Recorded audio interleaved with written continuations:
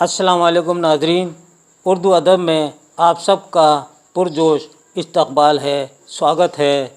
दोस्तों, आप हमारे चैनल को बड़ी दिलचस्पी से देख रहे हैं और इसकी मदद से आप अपने इम्तहानात में भी शरीक हो रहे हैं और मुझे आपके मैसेज मिलते हैं और कॉल भी मिलती हैं कि हमारा पेपर आपके वीडियो की मदद से बहुत अच्छा हुआ है।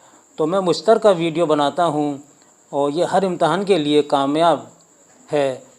आरपीएससी हो, नेट हो, सेट हो, सेट हो और टीईटी हो, डीएसएसबी हो, मेल या फीमेल के लिए, या यूपी टेट हो या सी टेट हो, हर इम्तहान के लिए ये आपके लिए बेहद मुफीद हैं। तो दोस्तों, आपसे गुजारिश है कि आप जो भी अपनी फरमाइश करें, मैं फरमाइश करने के लिए बिल्कुल आपके लिए तैयार हूँ, कंधे से कंधा मिलाकर खड़ा हुआ हूँ। जितनी भी मुझसे कोशिश हो सकती है मैं आपके लिए हर वक्त कोशिश रहता हूँ कि ये तैयारी आपकी करा दी जाए।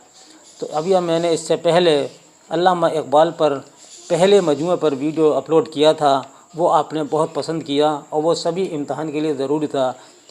आज मैं आपके लिए अल्लामा इकबाल पर दूसरा उर्दू शेरी मजमूआ बाले जिब्रील पर कुछ सवालात लेकर हाजिर हुआ हूँ। उम्मीद है ये आपको बहुत ही ज़्यादा मुफीद और अच्छे साबित होंगे। 8477965321। दोस्तों, अब भी कमेंट बॉक्स में कुछ तलबा लिखते हैं कि सर अपना व्हाट्सएप नंबर दे दीजिए, तो मुझे इस बात का अफसोस होता है कि आप वीडियो शायद अच्छी तरह नहीं देख रहे हैं, और अगर देखें तो मेरा ये नंबर वीडियो में मिल जाए। आजकल बहुत सी वीडियो चल रही हैं और कौन लोग बताते हैं अपने नंबर। मैं आपको हिम्मत के साथ अपना नंबर आपको बताता हूं और उस पर मैं जवाबात भी देता हूं। तो पहले सबसे पहले हम आइए अल्लामा इकबाल पर एक सरसरी नज़र डाल लें, क्योंकि हर वीडियो में मैं चाहता हूं कि ये दूसरा मजमूआ है, तीसरे मजमूआ की भी तैयारी करेंगे अगर आपको ये पसंद आ। तो पहले हम अल्लामा इकबाल की सवाने हयात पर एक बार फिर सरसरी नज़र डाले देते हैं कि अल्लामा इकबाल की वलादत 9 नवंबर 1870 को सियालकोट पाकिस्तान में हुई। वालिद का नाम शेख नूर मोहम्मद और वालदा का नाम इमाम बीबी था। शेख नूर मोहम्मद यानी इकबाल के वालिद के यहाँ 3 बेटियों और 2 बेटों शेख अता मोहम्मद और शेख मोहम्मद इकबाल की पैदाइश हुई। यानी शेख मोहम्मद इकबाल जो हैं अपने बड़े भाई से छोटे थे।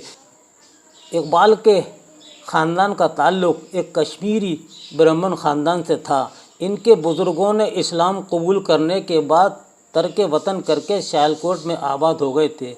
दोस्तों, ये बहुत अहम बात है, इसको आप नोट कर लीजिएगा। इकबाल के वालिद शेख नूर मोहम्मद एक रासिकुल अक़ीदा मुसलमान थे और शरीयत के उसूलों पर सख्ती के साथ कारबंद थे। वालदा अगरचे ज़्यादा तालीम याफ्ता नहीं थीं, ताहम अपने बच्चों की तरबियत मज़हब के मुताबिक की। वालिद के तक़वे और परहेज़गारी और वालदा की खुदा तरसी की वजह से इकबाल की परवरिश इब्तदा से ही मजहबी माहौल में हुई और इकबाल की तबीयत पर इस माहौल के असरात बेहद दूररस नताइज के हामिल साबित हुए। इनकी इब्तदाई तालीम की नौयत भी दीनी और मजहबी थी। इकबाल ने अपने वक्त के मुमताज़ आलिम मौलवी सैयद मीर हसन उर्फ़ शाह साहब की निगरानी में अपनी तालीम का आगाज़ किया और उर्दू ज़बान के साथ साथ इब्तदाई फ़ारसी और कुरान करीम की तजवीद भी सीखी। शाह साहब के मशवरे से तहरीक पाकर शेख नूर मोहम्मद ने तकरीबन 9 बरस की उम्र में इकबाल का दाखिला स्कॉच मिशन कॉलेज में करा दिया। कॉलेज में दाखिले के बाद भी इकबाल शाह साहब की तरबियत से मुस्तफ़ीज़ होते रहे। इकबाल ने इल्मुल उरूज़ भी इन्हीं से सीखा। किससे सीखा? मीर हसन से सीखा। मौलवी मीर हसन को इकबाल की सलाहियतों का अंदाज़ा इब्तदा से ही हो चुका था। جب انہوں نے اقبال کی طبیعت کو شاعری کی طرف مائل پایا تو اقبال کو یہ مشورہ دیا کہ وہ اردو، فارسی اور عربی کے استادوں کا کلام زیادہ سے زیادہ ازبر کر لیں۔ تو میر حسن نے ہی آپ کو مشورہ دیا تھا، کس کے کہنے پر علامہ اقبال نے شاعری کی طرف قدم بڑھایا؟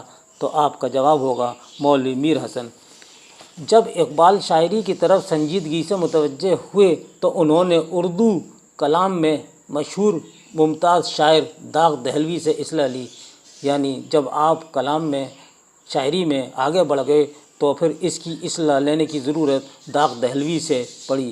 دیکھیے آگے والی بات کتنی اچھی ہے کہ کچھ عرصے بعد داغ نے اقبال کے کلام کو یہ کہہ کر واپس کر دیا کہ اب اس میں اصلاح کی کوئی گنجائش نہیں، یعنی اصلاح کے لیے علامہ اقبال نے داغ دہلوی کے پاس جب اپنا کلام بھیجا تو یہ داغ دہلوی کے الفاظ ہیں کہ اب اس میں کوئی اصلاح کی گنجائش نہیں۔ سبحان اللہ، بڑی اچھی کیا نام ہے آپ نے شاعری کی ہے۔ 1894 میں اقبال کی پہلی نظم دلی کے مشہور ادبی جریدے ماہنامہ زبان میں شائع ہوئی۔ اس نظم کے ساتھ ہی اقبال کی شاعرانہ شہرت کا آغاز ہوا۔ بعد ازاں جب انہوں نے انجمن حمایت اسلام لاہور کے جلسوں میں اپنی تخلیقات پیش کی تو ان کی شہرت ملک کے طول عروج میں پھیلنے لگی۔ دوستو یہ تھا مختصر سوانح حیات علامہ اقبال پر۔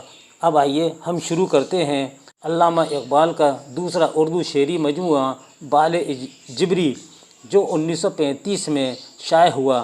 سب سے پہلا سوال ہے، یہ رہا یہ آپ کے سامنے سب سے پہلا سوال، علامہ اقبال کا اردو شعری مجموعہ بال جبریل کی سن اشاعت کیا ہے؟ تو جواب ہوگا 1935 میں۔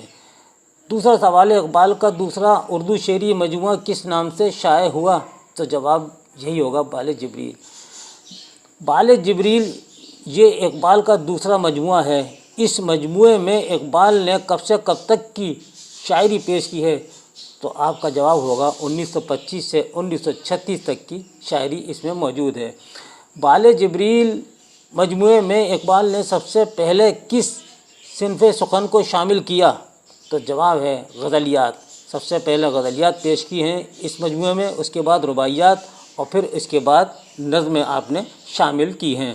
پانچواں سوال ہے، بال جبریل مجموعے میں سب سے پہلی نظم کون سی ہے؟ جواب ہے دعا۔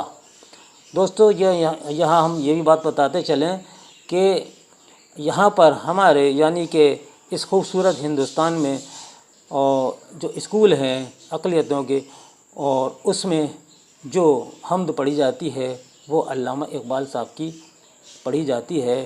لب پہ آتی ہے دعا بن کے تمنا میری، زندگی شمع کی صورت ہو خدایا میری۔ دوستو اس دعا کے بعد اسکول کو شروع کیا جاتا ہے، سب بچے کلاسوں میں جاتے ہیں اور یہ دعا بہت اچھی ہے، یہ حمد اللہ کی تعریف میں ہے۔ تو اگلا سوال ہے، نظم دعا اقبال کے دوسرے مجموعے کی پہلی نظم ہے، اس نظم کو اقبال نے کہاں لکھی تھی؟ تو جواب ہے مسجد قرطبہ میں لکھی تھی۔ اگر کج روحیں انجمن آسماں تیرا ہے یا میرا، مجھے فکر جہاں کیوں ہو جہاں تیرا ہے یا میرا، اس شعر کا خالق کون ہے؟ تو جواب ہے علامہ اقبال۔ یہ علامہ اقبال کی غزل کا پہلا شعر ہے، یہ مطلع ہے، اور کجرو کے معنی ہے ٹیڑھی چال چلنے والا۔ اس کا دوسرا سوال یہ بنتا ہے کہ مذکورہ بالا شعر اقبال کی غزل کا مطلع ہے، اس غزل کو اقبال نے کس مجموعے میں شامل کیا ہے؟ تو جواب ہے بال جبریل میں۔ اس شعر کا مطلب ہے، اگر میرا ستارہ گردش میں ہے تو مجھے کیا غم ہے، میں دنیا کی فکر کیوں کروں، یہ دنیا تیری بنائی ہوئی ہے۔ اب آئیے نویں سوال پر، اثر کرے نہ کرے سن تو لے میری فریاد، اثر کرے نہ کرے سن تو لے میری فریاد، نہیں ہے داد کا طلب یہ بندائے نواز۔ اس شعر کا تخلیق کار کون ہے؟ تو جواب ہوگا علامہ اقبال، اور یہ علامہ اقبال کی غزل کا پہلا شعر ہے۔ 10واں سوال آتا ہے آپ کے سامنے، یہ رہا، نظم مسجد قرطبہ اقبال نے اس نظم کو کس جگہ لکھی تھی؟ تو جواب ہے ہسپانیہ کی سرزمین پر لکھی تھی۔ ہسپانیہ یعنی اسپین، اسپین انگریزی میں اس کو اسپین کہتے ہیں، اسپین کی سرزمین پر لکھی تھی۔ نظم مسجد قرطبہ اقبال کے کون سے مجموعے میں شامل ہے؟ جواب دیجیے گا بال جبریل کے مجموعے میں جو دوسرا ہے اس میں شامل ہے، اور یہ طویل نظم ہے۔ 12واں سوال ہے، دیکھیے اس بحر کی تہ سے اچھلتا ہے کیا، گنبد نیلو فری رنگ بدلتا ہے کیا؟ مندرجہ بالا شعر اقبال کی کون سی نظم سے اخذ کیا ہے؟ تو جواب ہے مسجد قرطبہ سے۔ اب آئیے 13ویں سوال کی طرف ہم چلتے ہیں۔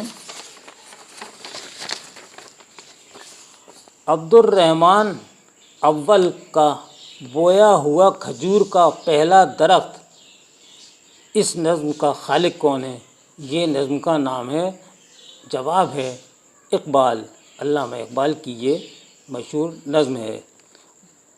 اس کو اس طرح بھی کہہ سکتے ہیں کہ مذکورہ نظم اقبال نے کس ملک میں لکھی تھی؟ یعنی عبد الرحمن اول کا بویا ہوا کھجور کا پہلا درخت، اس نظم کو علامہ اقبال نے کہاں لکھی تھی؟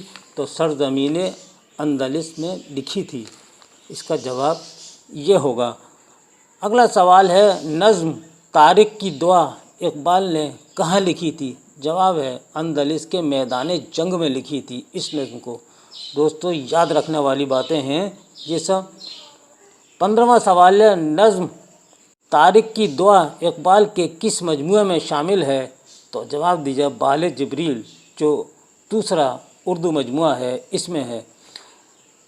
16واں سوال، لینن خدا کے حضور میں اور فرمان خدا اور فرشتوں کا گیت نظموں کا خالق کون ہے؟ جواب ہے علامہ اقبال۔ اور یہ بھی یاد رکھیے یہ تینوں نظمیں علامہ اقبال کے دوسرے شعری مجموعے میں شامل ہیں۔